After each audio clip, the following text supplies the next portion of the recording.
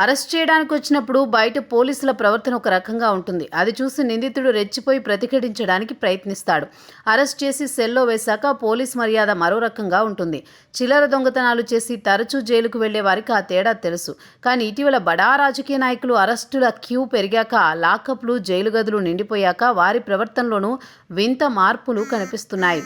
ఆంధ్రప్రదేశ్ మద్యం కేసులో వైసీపీ అధినేత జగన్ను అరెస్ట్ చేస్తారన్న వార్తలొస్తున్న నేపథ్యంలో ఆయనలో ఆందోళన మొదలైనట్టు గత 4 రోజులుగా మీడియా ముందుకు వచ్చినప్పుడు ఎవరిని వదిలిపెట్టం, రాసి పెట్టుకోండి అంటున్నారు.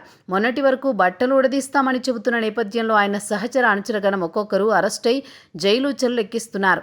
అయినా ఆయన రంకెలు తగ్గలేదు. ఇదే విషయాన్ని తాజాగా ఏపీ ఉప ముఖ్యమంత్రి పవన్ ఒక మీడియా ప్రతినిధి ప్రశ్నిస్తే ఆయన ఆశాంతం విని పక్కపక్క నవ్వారు. అంతే తప్ప కామెంట్ చేయలేదు. దాంతో ఆయన నవ్వుకు అర్థమేంటి అని వెతుక్కోవలసిన పనిలో పడ్డారు పాత్రికేయులు. రేపో మాపో ఆయన కూడా అరెస్ట్ అయ్యేవాడేనని, దానికే రంకెలేస్తున్నాడని అర్థం కాబోలనుకుంటా అంటూ పాత్రికేయులు చర్చించుకుంటున్నారు. జగన్ జైలుకెళ్తే లెక్కలు రాసుకుని ఉపయోగం ఏంటి? ఈ క్యాడర్ తర్వాత కూడా ఆయన వెంటే ఉంటుందా అని సందేహాలు వ్యక్తం చేస్తున్నారు.